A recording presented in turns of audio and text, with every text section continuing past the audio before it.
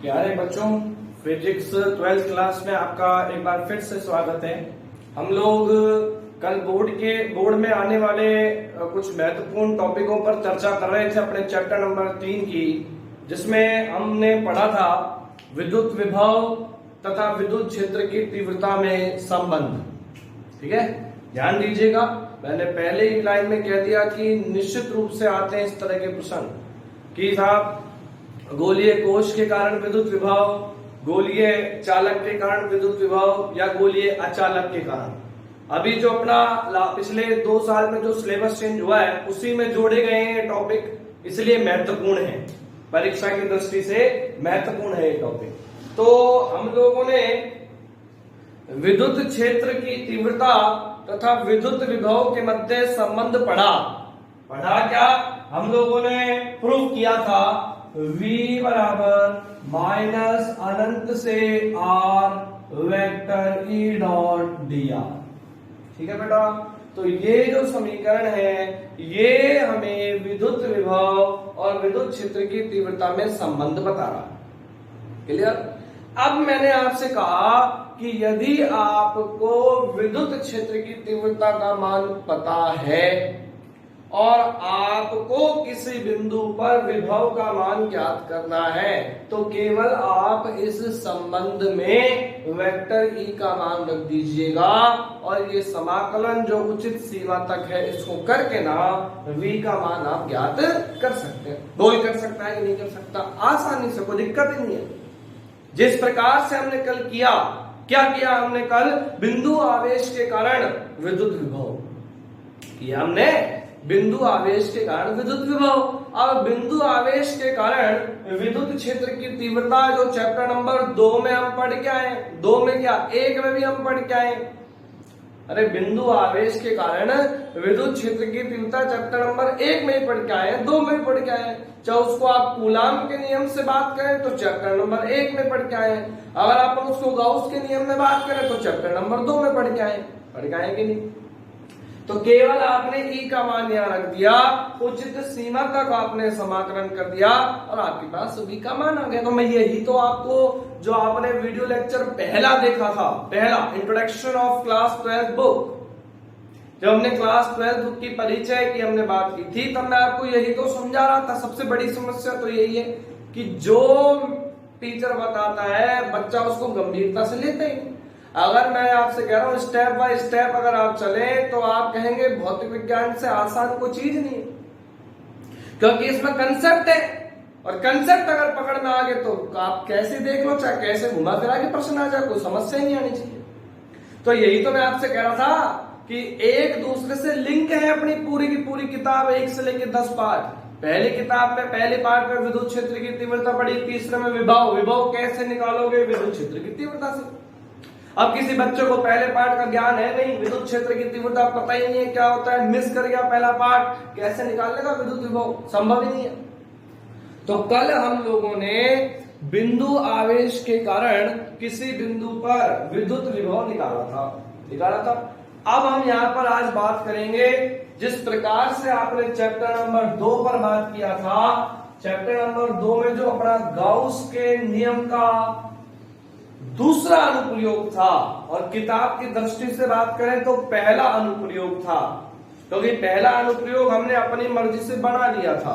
अपने chapter number 2 में बिंदु आवेश के कारण गाउस के नियम की सहायता से विद्युत क्षेत्र की तीव्रता नहीं है, लेकिन क्योंकि हमें 6 के 6 कंसेप्ट समझने थे, इसीलिए हमने सबसे पहले बिंदु आवेश के कारण निकाल के और उसमें जो भी कंसेप्ट आता है उसको अपन ने समझ लिया और सेम आपने अप्लाई कर दिया, चाहे वो गोलीय कोश हो, चाहे वो गोलीय चालक हो, चाहे वो गोलीय अचालक हो, चाहे वो अनंत विस्तार का रेखीय आवेश हो, चाहे वो अनंत विस्तार की अचालक पट्टिका हो और चाहे वो चालक पट्टिका हो।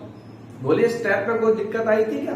स्टेप नंबर 1 गाउस का नियम लगाया, स्टेप नंबर 2 विद्युत फ्लक्स और विद्युत क्षेत्र की तीव्रता में संबंध लगाया और स्टेप नंबर 3 समीकरण 1 और 2 की तुलना करी थी। तो आज हम यहाँ पे पढ़ने जा रहे हैं अपना दूसरा टॉपिक, गोलीय कोश। गोलीय कोश के कारण विद्युत विभव, सब ध्यान देंगे। और आप लोगों की जानकारी के लिए मैं और बता दूं, जो आपको अभी 11वीं में जो लेटेस्ट पार्ट जो मैंने पढ़ाया था गुरुत्वाकर्षण, वहां पढ़ा था कि नहीं गुरुत्वीय विभव? अरे गुरुत्वीय विभव पढ़ा था ना। आप लोगों की समस्या ये है कि आप लोग कहे अनुसार काम नहीं करते। जब आपको पता है, मैंने गुरुत्वाकर्षण वाला पार्ट जब आपको पढ़ाया था, मैंने कहा था बेटा सेम टू सेम चीज रिपीट करेंगे चैप्टर नंबर 1 से लेके 4 में 12वीं क्लास में। तो आप अपना 11वीं का रजिस्टर और उठा के देख लें, वहां से आपका ग्रेविटेशन का और कंसेप्ट क्लियर हो जाएगा। आ गई ना बात समझ में? चलिए, तो अब सबसे पहली बात, गोलीय कोश क्या है? गोलीय कोश क्या है? एक खोखला गोला। अरे गोलीय कोश क्या होता है? खोखला गोला, जैसे क्रिकेट की बॉल, केवल और केवल बाह्य पृष्ठ है, अंदर क्या है? जीरो, कुछ भी नहीं है। आ गई बात समझ में? तो जब आप किसी गोलीय कोश को आवेश दोगे तो दिया गया आवेश केवल और केवल उसके पृष्ठ पर एक समान रूप से वितरित होता है, और अंदर आवेश का मान कितना होता है? 0 होता है। क्लियर है ना? तो सबसे पहली बात तो मैं आपको फंडा क्लियर कर रहा हूं कि गोलीय कोश क्या है। देखिए ध्यान से, फिर अपन विशेष परिस्थितियां लेंगे, विभिन्न केस लेंगे। ये हमने मान लिया अपने पास कोई गोलीय कोश है, इसका केंद्र अपन मान लेते हैं O, त्रिज्या मान लेते हैं कैपिटल R। आगे ना बात समझ में? अब यदि अपन इस गोलीय कोश को स्मॉल q आवेश दें तो दिया गया आवेश इसके संपूर्ण पृष्ठ पर, कहां पर?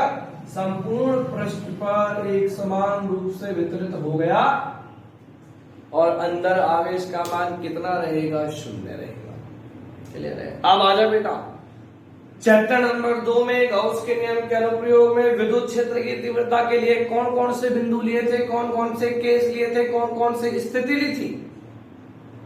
केस नंबर 1, जब बिंदु पृष्ठ के बाहर हो। केस नंबर 2, जब बिंदु पृष्ठ पर हो। और केस नंबर 3, जब बिंदु पृष्ठ के अंदर हो। अरे हाँ या ना?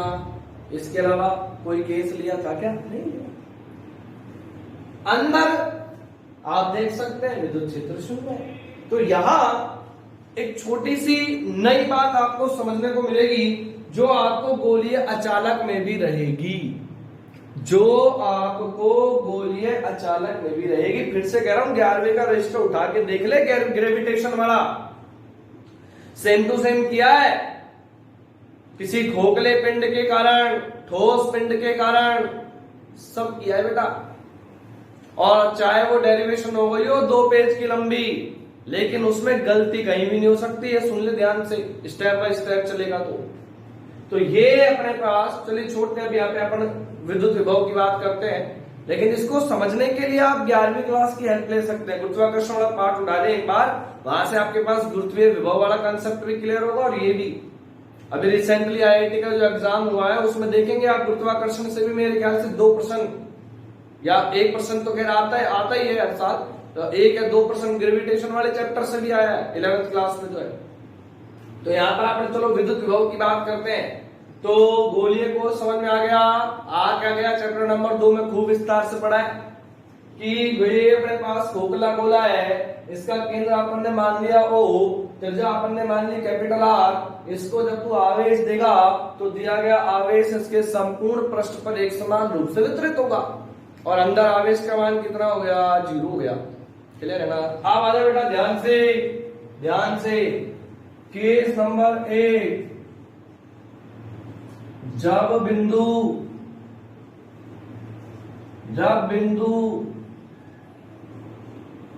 पृष्ठ के बाहर हो। बोल, केस नंबर 1 क्या ले लिया तुमने? जब बिंदु कहां पर हो? पृष्ठ के बाहर हो। अब मेरी बात सुनो, बिंदु पृष्ठ के बाहर ले ले, ये यहां ले लेता हूं, क्या दिक्कत है? ये ले लिया ना, स्मॉल r दूरी पर। आप जरा बताएं इसको गणितीय रूप में कैसे लिख दूं भाई मैं? इसको गणितीय रूप में कैसे लिख दूं? यहाँ पे चैप्टर नंबर 2 में लिखा है small R greater than capital R. बोल बात समझ में आई कि नहीं है? बोल बात समझ में आई कि नहीं आई? भाई स्मॉल आर जो है ना, केंद्र से जो बिंदु पी की दूरी जो है ना, वो त्रिज्या से ज्यादा है। तो अपने आप सामने वाले की बुद्धि में बैठ गया कि नहीं कि बिंदु पी कहां पर है? पृष्ठ के बाहर है। आ गई ना बात समझ में? अब सुन मेरी बात आगे ध्यान से। तुझको क्या करना है? तुझको ई का मान निकालना है। ई का मान तेरे को पता है, केवल v बराबर माइनस अनंत से r vector E dot D are में मान रख दे। सुन ले मेरी बात, चैप्टर नंबर 2 की कहानी है सिंपल। क्या कि गोलीय कोश के कारण, गोलीय कोश के पृष्ठ के बाहर विद्युत क्षेत्र कितना होता है? E बराबर, चल पहले मैं आदेश में लिख रहा हूं, फिर इसी को सदिश में लिख दूंगा। ध्यान दे, के क्यू अपॉन में आर स्क्वायर। ये तो केवल और केवल क्या है? परिमाण। अरे ये तो केवल और केवल क्या है? परिमाण है। वह दिशा वेक्टर के साथ लिखेगा, यहां आपने लगा दिया वेक्टर, और दिशा आएगी आर कैप। ये ले भाई समीकरण वाले। अरे बता, कोई समस्या है तो? परिमाण परिमाण निकालेगा, ई बराबर K Q upon R square. दिशा निकालेगा, विद्युत क्षेत्र की दिशा निकालने का तरीका क्या है? क्यू नॉट आवेश रख दे, क्यू नॉट आवेश रख दे, प्रतिकर्षण लगेगा, आर कैप की डायरेक्शन। ये आ गई ना बात समझ में? अब आजा करना क्या था, कह रहा हूं इतने सिंपल है। 3 नंबर का प्रश्न आएगा, विद्युत विभव की परिभाषा से क्या है? V बराबर माइनस अनंत से r vector E dot D R. अब तेरे को जो एक बात ध्यान देनी है वो क्या, कि जो तू लिमिट लगाएगा ना, वो लगाएगा जिस बिंदु पर लाना है। कहां पर विभव ज्ञात करना है? बिंदु P पर। कितनी दूरी पर है? R। कहां से लाएगा? देख मैं चित्र में बता रहा हूं, पूछ में से कितना ही ले, गलती मत कर दियो। ये अनंत है ना, अनंत से लाना है, ओ बिंदु से अनंत दूरी पर, और ओ बिंदु से कितनी दूरी पर? R दूरी पर। तो अनंत से R कर दिया। कहां से लाना है? अनंत से R लाना है। और मान के चलते को यही समझाऊं मैं कि अगर पृष्ठ पर लाना होता तो मंद बुद्धि मत बन। यहां से यहां तक की दूरी कैपिटल R है। कहां से लाना है तेरे को? अनंत से। अरे अनंत से कहां तक लाना है? R। तो यहां पर लिमिट क्या आएगी? अनंत से कैपिटल R। जहां लाना है उसका ध्यान रखना है, समझ रहा है कि नहीं? भला अनंत से लाना है, और बस ये ध्यान देना है कि लाना कहां पर है, लिमिट वहां तक लगा। क्लियर बेटा? तो ये आप अपन मेरे ख्याल से कल ही कर चुके हैं, कोई बात नहीं। एक बार दोबारा से मैं आपको समाकलन समझा देता हूं। चित्र तो समझ में आ ही गया, केस अपन ने पढ़ी दिया ढंग से, कोई बात नहीं। एक बार और आपको एक बार समाकलन समझा देता हूं। अगर कल में कोई दिक्कत आई है, क्या करेगा? समीकरण 1 से मान रखने पर रख भाई, समीकरण 1 से मान v बराबर माइनस अनंत से r वेक्टर का मान रख दे, K Q upon R square R cap dot D R vector. Clear है कि नहीं है? देख रहे अच्छी तरह से।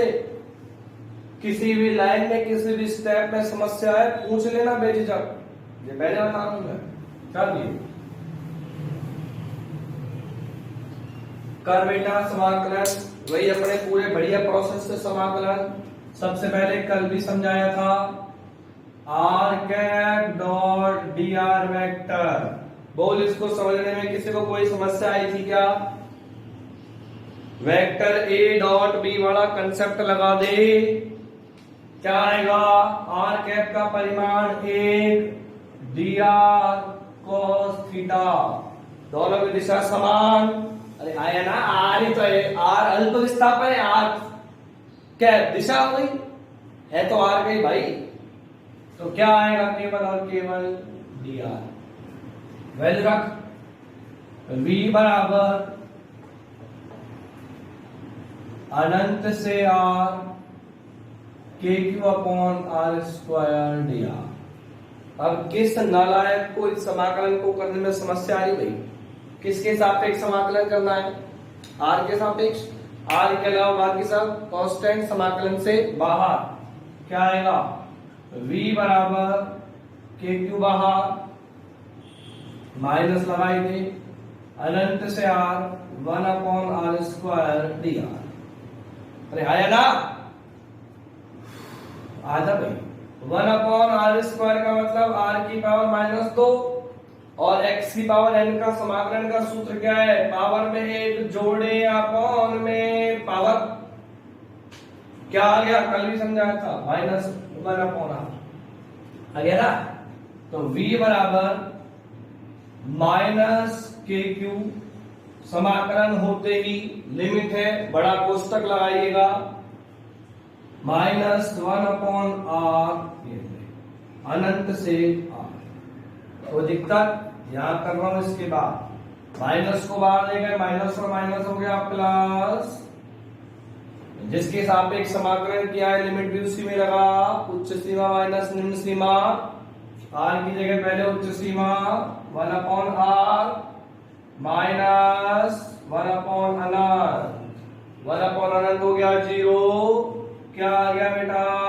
के क्यू अपॉन r। ये लीजिए, इसको अगर अपन बढ़िया तरीके से लिखें तो v बाहर बराबर के क्यू अपॉन r। ये अरे ये तो वही आया जो एक बिंदु आवेश के कारण आया ना, बिल्कुल सेम है, कोई दिक्कत ही नहीं है। ठीक है, एक बार देखो इसको, फिर अपन केस नंबर 2 और केस नंबर 3 करते हैं। दिक्कत उसमें भी नहीं आएगी, सेम करना है। पृष्ठ तक लाने के लिए कैपिटल आर लाना है, हाँ अंदर जब करना है, जब बिंदु पृष्ठ के अंदर है, तब एक छोटी सी नई चीज सिखाऊंगा। पहले इसको 1 मिनट के लिए देखिए ध्यान से।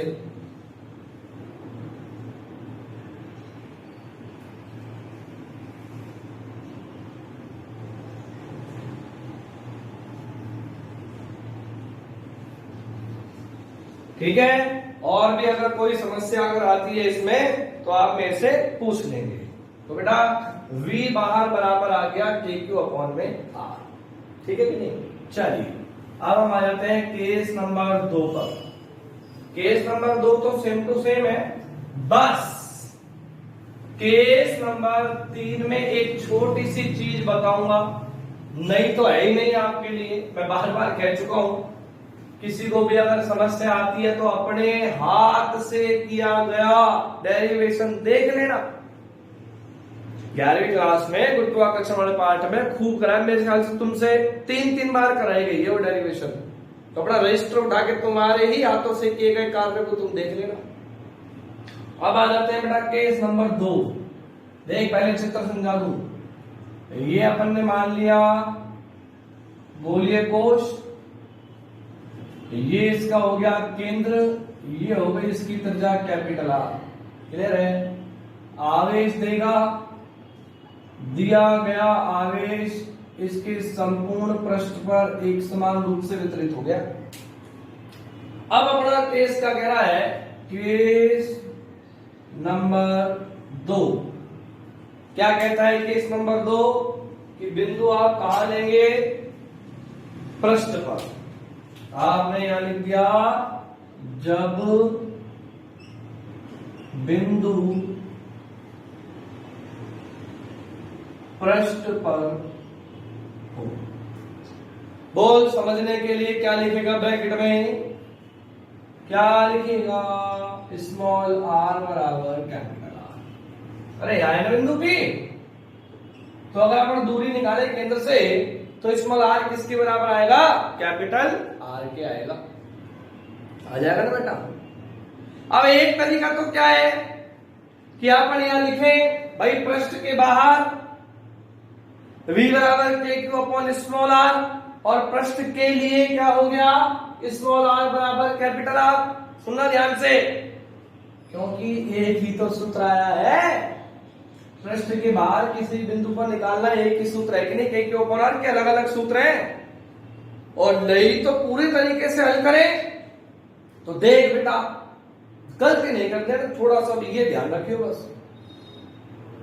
क्या अब तो कहेगा सर ई बराबर कौन सा लू, अरे पृष्ठ पर ले ले चाहे पृष्ठ के बाहर ले ले, सूत्र तो सेम आया है, दूरी तो अलग अलग है कि नहीं है।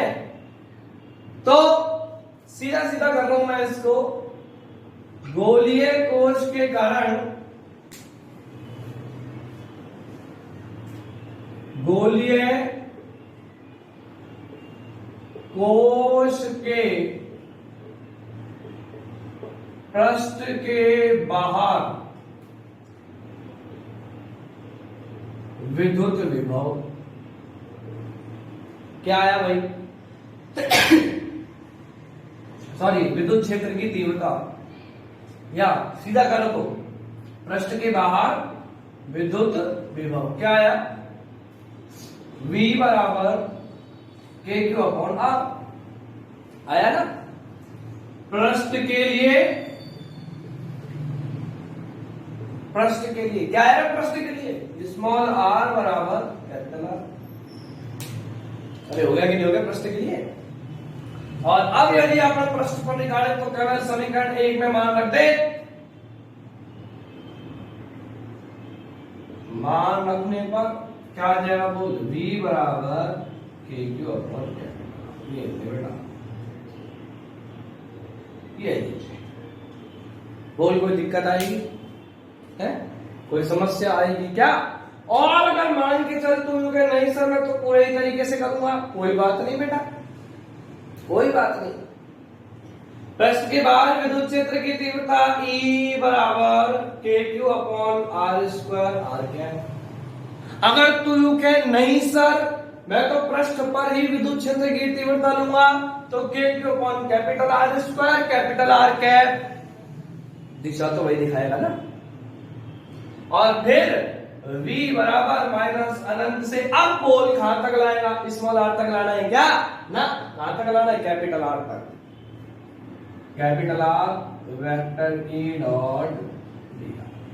सेम प्रोसेस, केवल लिमिट में परिवर्तन, स्मॉल आर की जगह कैपिटल आर आ जाएगा। और जब आप लिमिट लगाओगे यहां पर, जब आप लिमिट लगाओगे यहां पर तो k Q upon capital are, ठीक है बेटा। तो आज आपका काम क्या है, एक तो गुरुत्वाकर्षण वाला पार्ट देख लेना, सेम टू सेम डेरिवेशन, उसके हिसाब से ये गोलीय कोश के आज अपन ने 2 केस करे हैं, तीसरा केस थोड़ा सा उसमें एक नई चीज सिखाऊंगा, क्योंकि उसी आधार पर अपन गोलीय चालक जो कि सबसे इंपॉर्टेंट रहेगा उसको अपन बात करेंगे। तो आज आप यहां तक बिल्कुल कंठस्थ कर लेंगे, नोट्स आपको पूरे चैप्टर के पहले ही दिए हुए हैं, तो जैसे जैसे टॉपिक आ रहा है अपने हिसाब से आप नोट कर लेंगे। धन्यवाद।